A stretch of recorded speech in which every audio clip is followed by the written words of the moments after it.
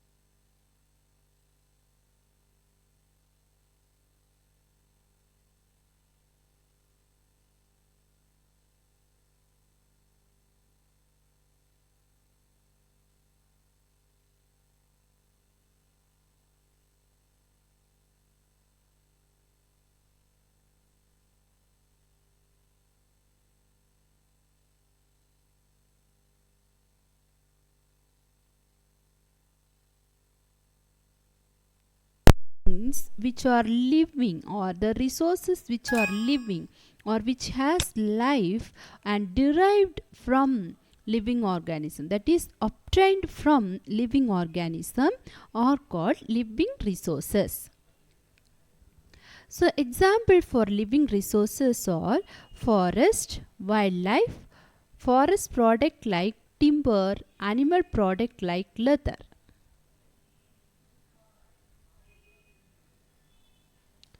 So let us see the definition of non-living resources. So the resources which are derived from non-living things are called non-living resources. So the things which derived from non-living things are called as non-living resources.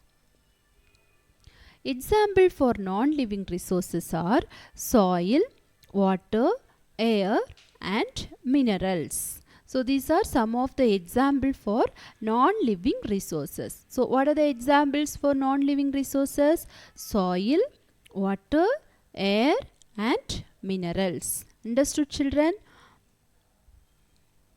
Now we can classify natural resources. Okay, so let us see classification of natural resources. We can classify natural resources into two types. They are renewable resources and non-renewable resources. So based on living thing and non-living thing, we are classifying the resources into two types. They are living resources and non-living resources.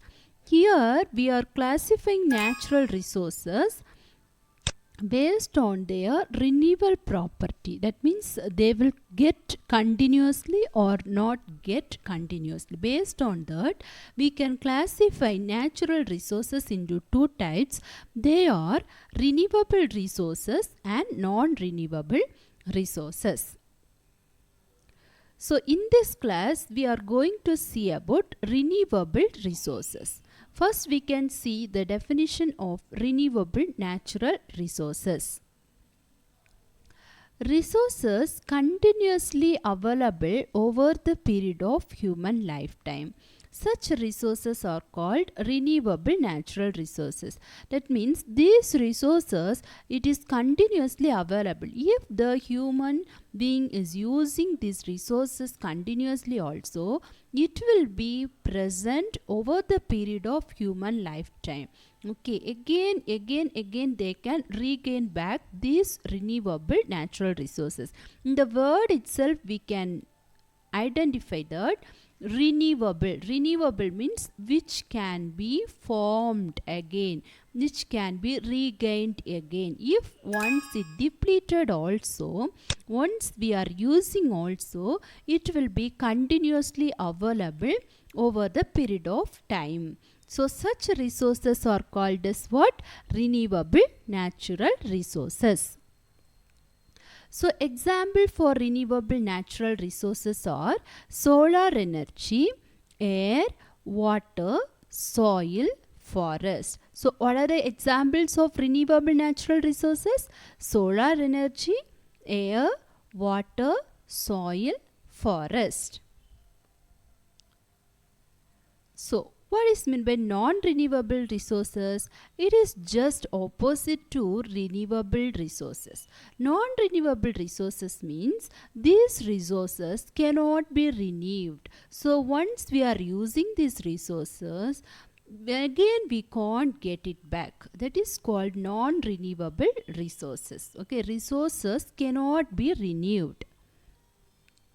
These resources run out due to their continuous use. If we are using continuously, these resources fully get depleted. We won't get it back.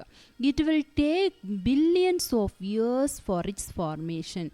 So once we are using that, we cannot get it back easily.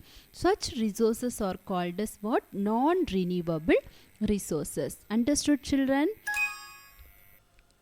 So now we can see example for non-renewable resources. Coal, petrol, diesel, natural gases are example for non-renewable resources. So what are the examples of non-renewable resources? Coal, petrol, diesel, natural gases. So these are examples of non-renewable resources. So, in this class, let us see briefly about renewable resources. As I have already told, example for renewable resources are solar energy, forest, air, water. Yes. So, we can see about renewable resources in this class. Okay. So, first example for renewable resource is solar energy. So, what is meant by solar energy? The energy obtained from sun is called solar energy. Okay. So, children, what is meant by solar energy? Energy obtained from sun. Okay. Solar means we have to remember the energy which we obtain or which we will get from sun. Okay. So, sun is the main source of, we know from sun, what and all we will get from sun? Heat and light. Yes. So sun is giving heat and light to the earth. Okay. So it is the main source of heat and light to the earth. Okay. So with the help of solar energy, plants can prepare their own food. You might have studied about photosynthesis. Yes. So photosynthesis means what? Plants can prepare their own food in the presence of sunlight. That is called photosynthesis. So here plants, they are preparing their food using solar energy. Okay. Without sunlight, plants cannot prepare their food. So solar energy is very very important for the preparation of food by plants.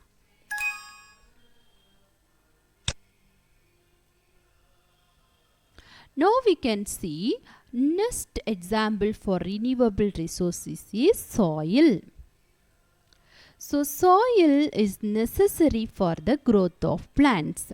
So even solar energy is important for plant for their preparation of food.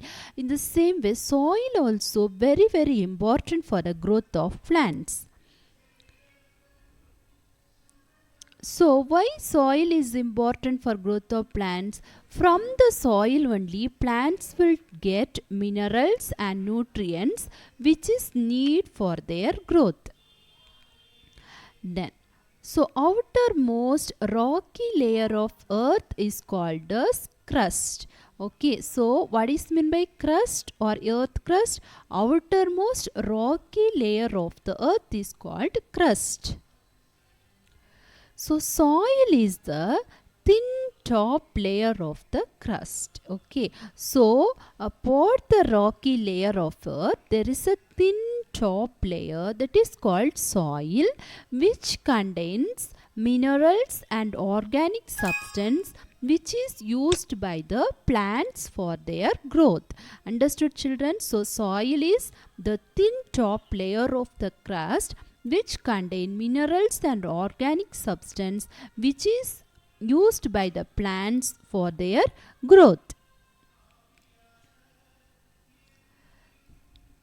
So soil, it is not only important for plants, it is also a living place for variety of organisms such as earthworms, crabs, insects and microorganisms. So some of the organisms living place is what? Soil. Okay, so soil is the place of living for variety of organisms like earthworms, crabs, insects and microorganisms.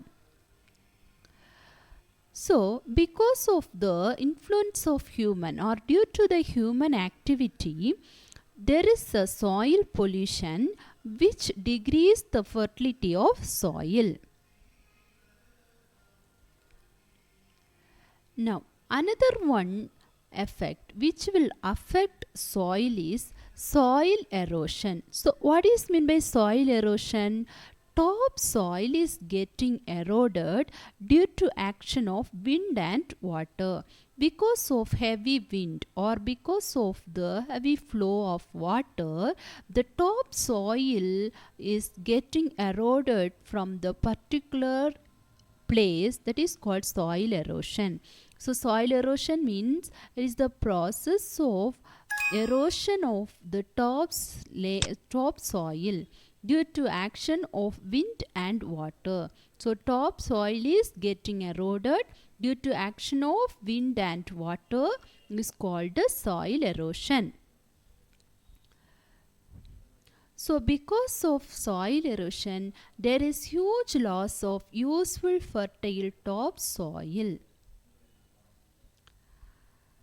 So formation of soil occurs through weathering of rocks. Weathering of rocks means what? The rocks get break down into smaller pieces. Again the small pieces, again it will break down into simpler particles which result in the formation of soil. That is called weathering of rocks.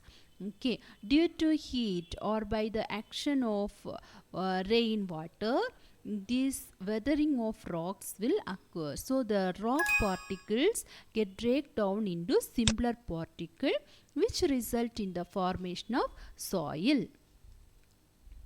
So it's very very important to conserve our soil because soil is very important for plant growth. So if it lost the fertility, it will be a barren land or the useless land. So it's very very important to conserve the soil. So it is our duty to restore the quality of soil.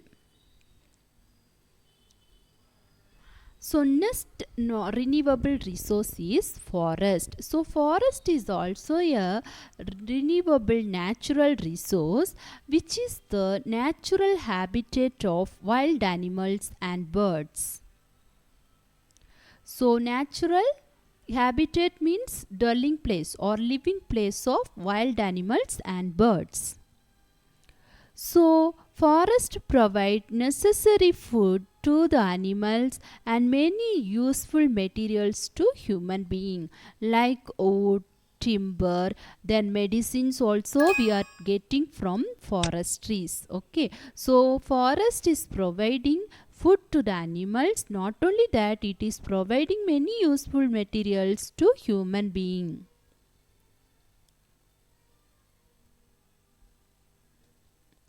So there is a need for conservation of forest. So as forest is a living place for many wild animals and plants, we have to conserve forest. How we can conserve forest? Let us see.